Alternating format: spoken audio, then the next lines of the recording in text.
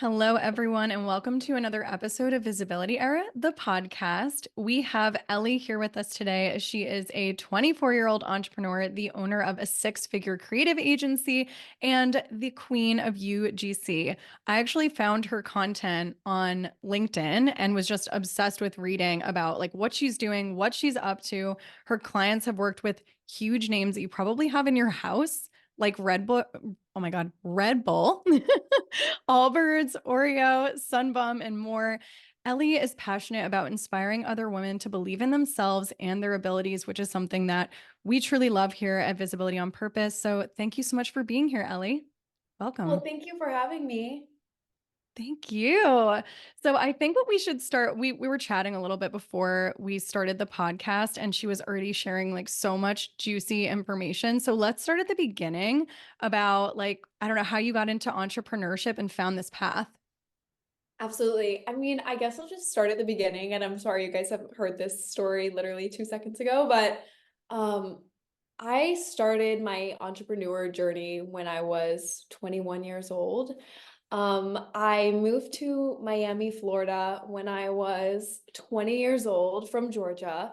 During COVID, my university was basically like, okay, you have to leave the dorms, like it's COVID. I ended up coming to Miami just to visit for a week, ended up getting signed to a modeling agency, and I was like, oh my gosh, this is my dream. This is what I want to do. I realized probably like 6 months into that it wasn't a path that I wanted to take. It didn't have the longevity that I was looking for. And so I started learning about UGC. It was like really good timing because it was COVID and like TikTok was kind of new. It was like blowing up and like it pretty much became my full-time job as soon as I started, just like making fun little TikToks for brands and figuring out like how to do social media. So I started basically getting clients that were like, we want to, work with you on retainer, maybe have like 30 videos a month from you. And so I started doing that. And then like after a few months, they were like, we love your content and we love you, but we're kind of tired of seeing your face. So what else do you have to like offer us? And I was like, oh crap, I don't have anything else. And so I was like, oh, the idea of the creative agency was born because I was like, I gotta figure out how to work with other creators and like give my clients more options. So that's how my entrepreneur journey kind of started. Wow, this is very interesting. I also don't think I know like the behind the scenes of how this stuff works. So you were basically just making content for brands. I am curious like how you got some of those first deals and like some of those first conversations. But the second thing I'm hearing you say is then they realize, okay, like we don't just want her face on all of the videos for the brand. And then you started to think about other creators. So there's kind of two questions there. How did you start working with those first couple brands? And then how did you bring other creators into this? So I just started like fully freelancing it. So using like little UGC apps, there's a ton of them now. But when I first started, there was really only one, and it's called Billo. It's definitely like still a thing. And that really helped me define my skills and like figure out how to make videos. They don't pay you very much, but when you're a beginner, I mean, like you're just excited to be doing it. And then the second question, what was the second question? It was so basically the brand started telling you like, hey, we don't want to Oh just see yeah. your beautiful face, Ellie. Where do the other creators come in? Like, how did you start making those relationships and building those? So I feel like everything was so like natural and authentic in the way that it happened. So like I came from the modeling industry down here in Miami, and so I had met a ton of connections through that of like different models, like photographers, just basically a huge variety, like video people. And so I just started reaching into my network of model friends, and I was like, "Hey, do you want to come over and like make TikToks with me?" And they would get so excited. And so that's really how the agency started, was 100% in person, doing photo shoots like every single day and meeting up with models that I knew. And then Miami is actually like kind of a small place once you like start to meet people. And so like one friend would like introduce me to like five friends, and then all of a sudden it's like five more creators on our roster, even though they were like technically models.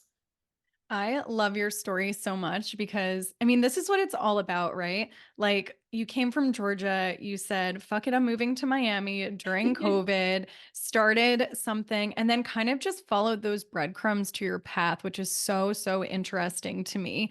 So, can you tell our listeners, like, what UGC stands for? I actually have no idea what it stands for. I just know what it is.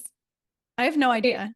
User, I'm I'm like the assuming. total like nerd of all of it, so like I can answer all of your questions. It stands for user generated content. And so Okay. like what that means is content that feels like it was authentically made from a client or from a customer. Mm, So like it's supposed to feel like, I'm like sitting here like actually, using this lip gloss, and like it's not an ad. I It's so love funny that. because it feels more authentic. And we did interviews, a past guest named Rocio who has a ads agency, and her sister also does some UGC content too. And I was telling them the story of this like Lumi deodorant. Lydia, have you seen any of the ads yet? I haven't, but you keep talking about it, and I looked it up, and I'm surprised I have not been served an ad yet. It's cute. It's You will after Lume. this. Yeah, yeah, I yeah. know They'll there hear it's gonna you. pick up from this and be like, okay, here's the deodorant. But it's like real people who are like, I don't smell anymore. This smells like the beach. Like, it's real people creating the content, but I think it's also like user generated content. They're probably getting paid for it, like Ellie does. I love that. Absolutely. I love that you were just like, hey, come over to my house. Let's film some content. So, when you're actually filming content, like, I'm sure at the beginning it felt a little awkward, and now probably it's like so simple for you to come up with content ideas and make it look really natural. So, what was that journey like when you first started making videos for brands? Oh my gosh. Well, I feel like I was like trying to define what a system even meant.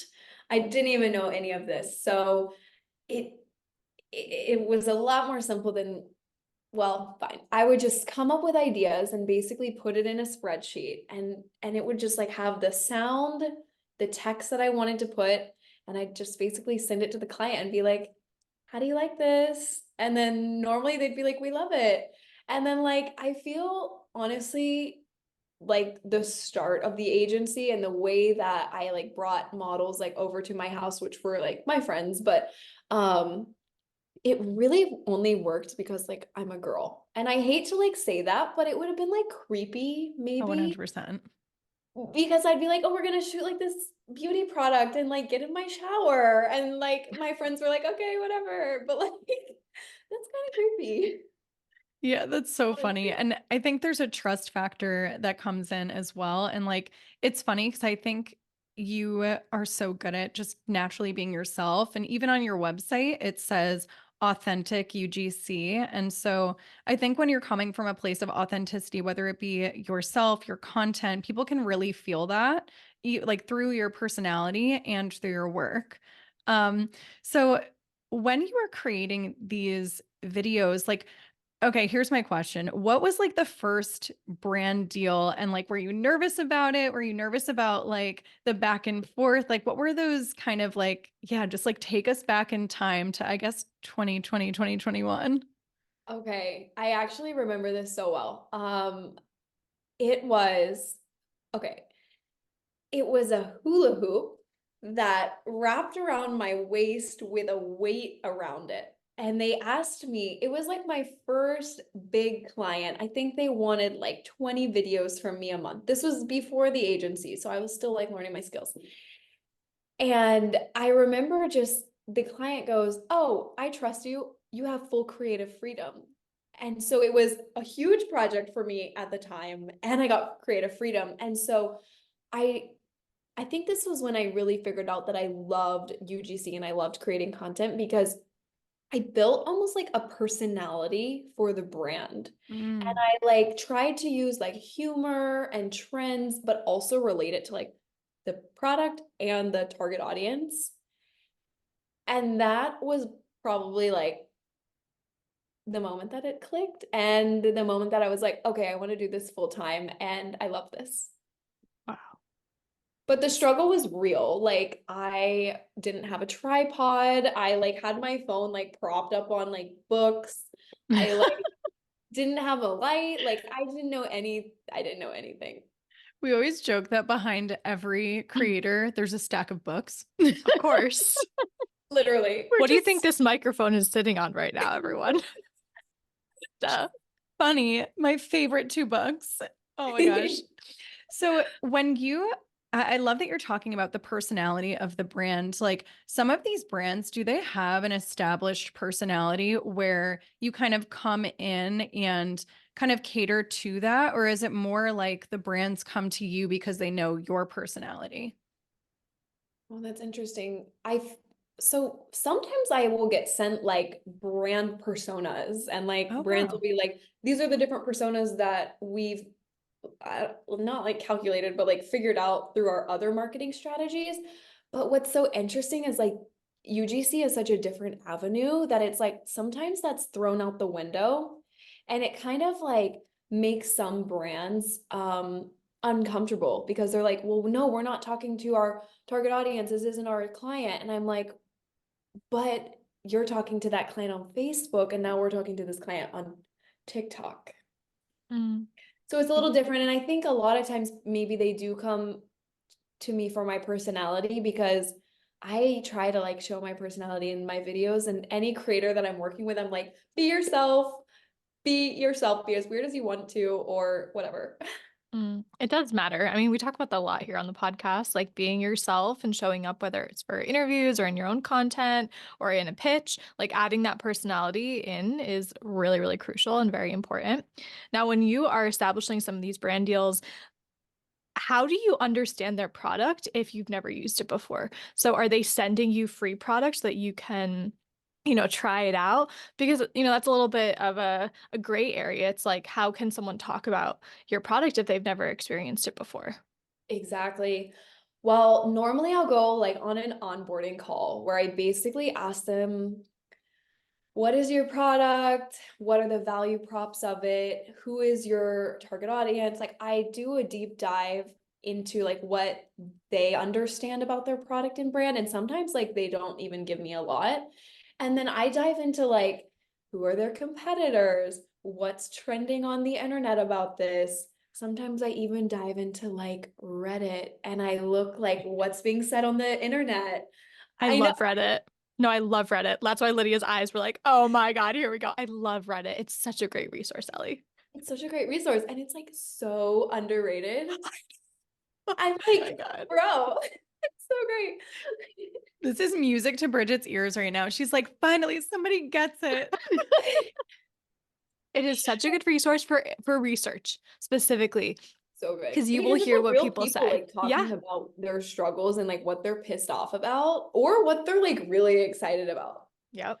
I But love like that. I think a lot of this has come an experience where like I sometimes will be in a meeting and I feel like this is probably so rude, but I'm like just typing on my computer because I'm like having so many ideas come to me when they're talking because I'm like, oh, I see this very clearly from a UGC angle and how we should market this for social media content. We do the same thing when we work with clients. We do have a consulting option for Pitch Party, which is our flagship course. But sometimes we'll have consulting calls where we are just sitting there like just firing away on the laptop because there's just so many great ideas and we get so inspired. So I don't think it's rude at all.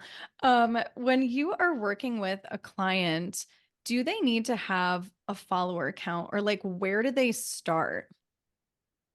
So we kind of offer two different things. Mm. So um you could either go like an organic growth strategy, which is like building a personality, offering value-filled content to your followers and growing like a following organically just from like using hashtags and trends, or they can take like a paid advertising route. So that would be like making more like UGC ad style videos.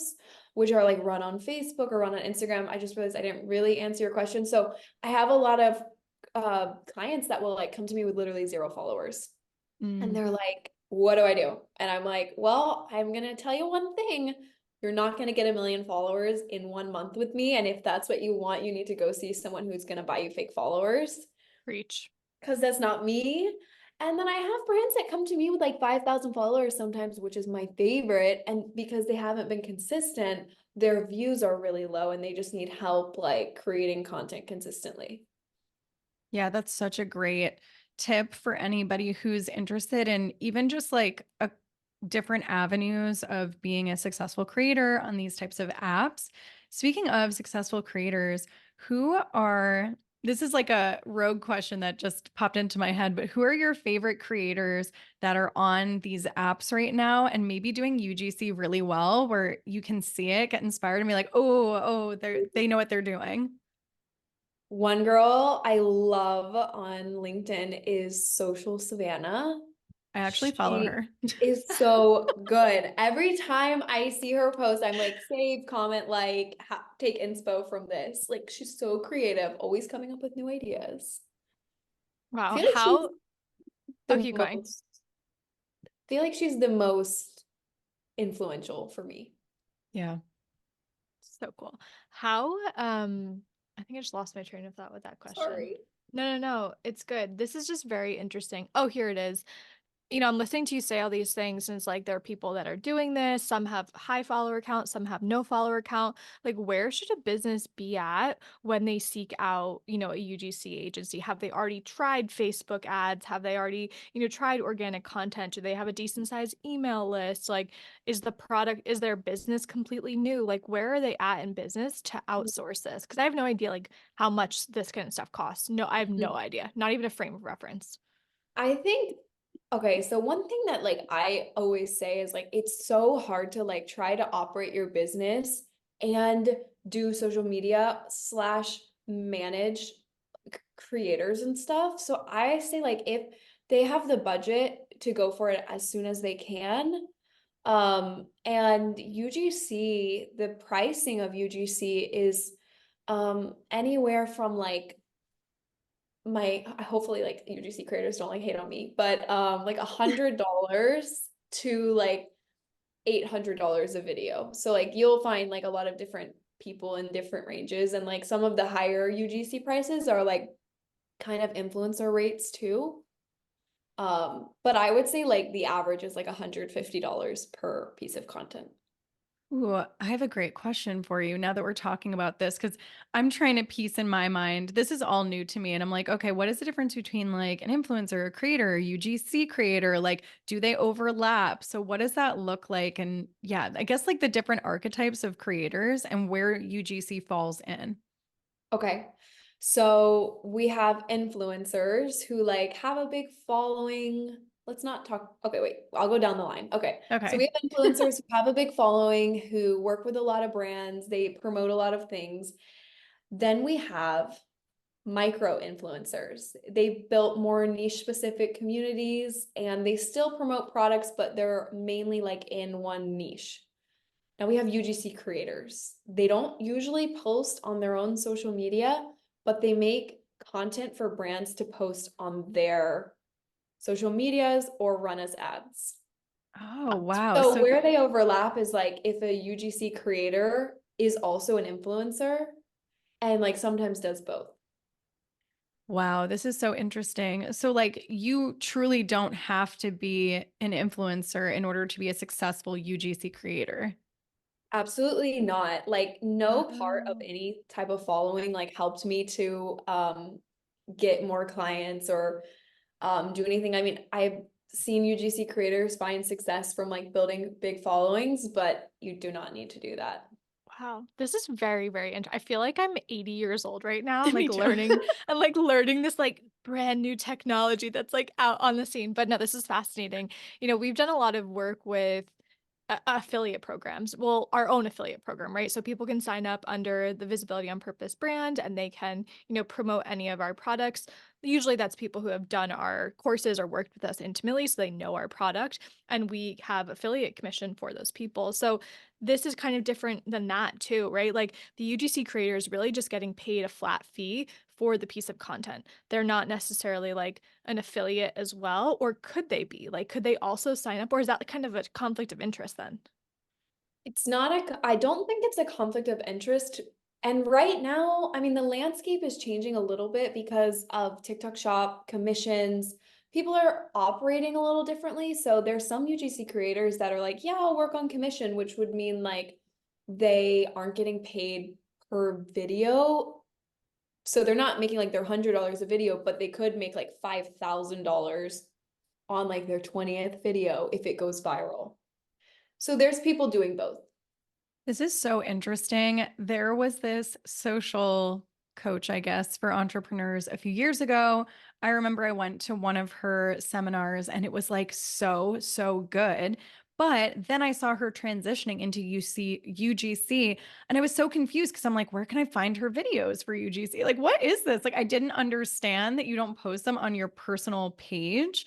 So Mm-hmm. if somebody's interested in starting this, which is such like a to me, I feel like it's like a secret, like incognito thing now, where you probably just like see your videos post on like Nike or something, and you're like, wow, that's me. But like, how do you even start going towards that avenue if you're brand new and you're like, okay, I really want to start creating relationships with these brands? Like, I know you mentioned Billow, Mm-hmm. um, which I don't know really what that is. I wrote it down. I think, well, definitely like evaluate your content creation skills because since we all have phones and we all have like social media, so maybe you're like a pretty good creator already. But I would personally start just by going on freelance UGC apps or websites. There's several of them. There's Billow, there's what's it called? Brand. Is Kale Card one? I don't know. So like a lot of these are kind of like after my time a little bit. So I'm not that familiar with all of them, but there's a lot of great ones. And like you sign up, you can book gigs through there and just like practice becoming a good content creator because when you get the skills, then the money will follow. So Mm. like I think if you maybe are a little too greedy as a content creator in the beginning, you're not going to build authentic relationships with your clients because you're not there yet. So definitely just doing like whatever comes your way and being like excited about it. I'm so inspired. Bridget and I have this thing where I don't know if it's like shiny object syndrome. It's more just like inspiration syndrome where every time we have a new person on the show, we're like, that's going to be our new strategy. Like I know I see her and I'm like, I just researched all the apps, Lydia. It's already done. The deed is done. the deed is done. We're going to be calling you after this. This She's is like, sorry, I can't make it on Monday. I have to like film UGC.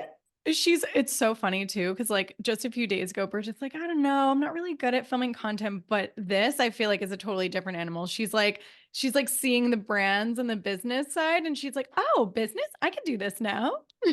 Am I I right? love it. Totally. It I'm like, really this is is for genius. everyone though. Yeah. Like even I don't know if this is weird, but even my mom, like I trained her how to like be a UGC creator. She's Obsessed. so cute and she gets so many like jobs here and there. I love Wait, this. We need to I get Marie Bagarosa on we UGC. need to And like train I'll be Marie. scrolling and I'll like see my mom and I'm like, oh, there she is.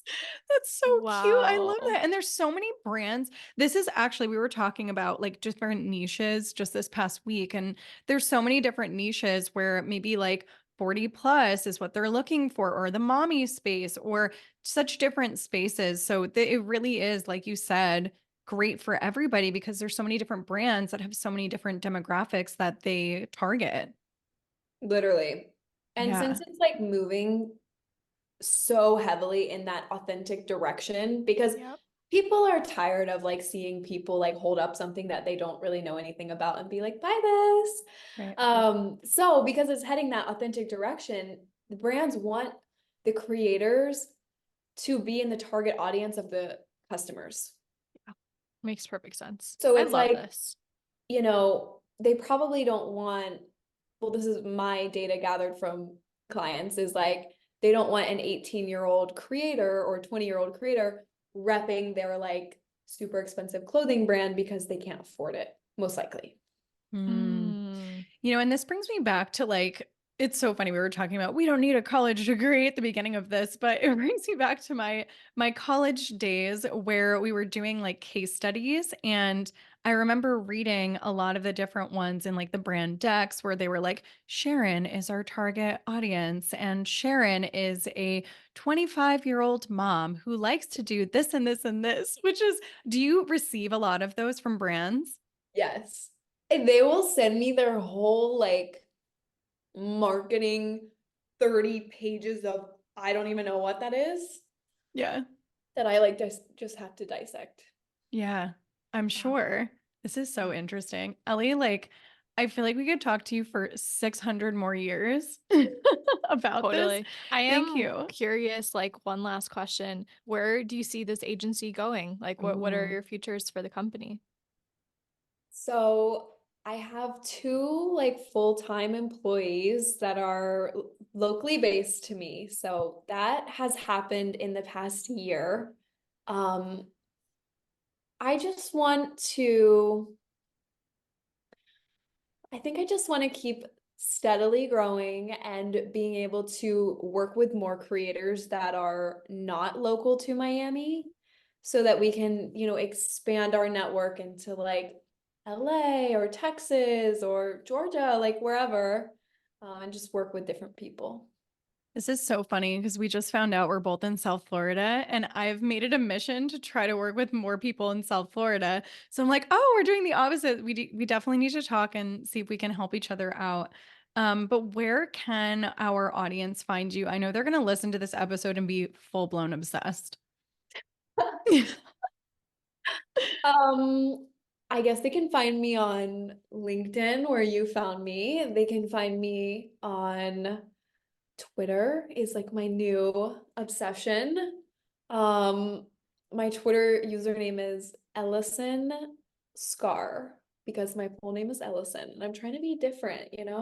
Yeah, let's be different, authentic on Twitter, which is like X or Twitter. Is it back to Twitter? Is it X now? I don't even know. X. It's definitely It- X. It's I feel X. like X just needs to be okay with the fact that everyone's going to call it It's Twitter. still Twitter. Like, I haven't heard one person confidently call it X once. Like, what am I doing? Am I Xing? That No, sounds like No, you're tweeting. yeah, we're I'm tweeting, tweeting. You're which tweeting. is, it's cute. We're tweeting. Yeah. Anyway, thank you so much, Ellie, for being here. This has Thank been you. so beautiful and fantastic. We definitely have to meet up when I come down to Miami. So, yeah, we'll talk.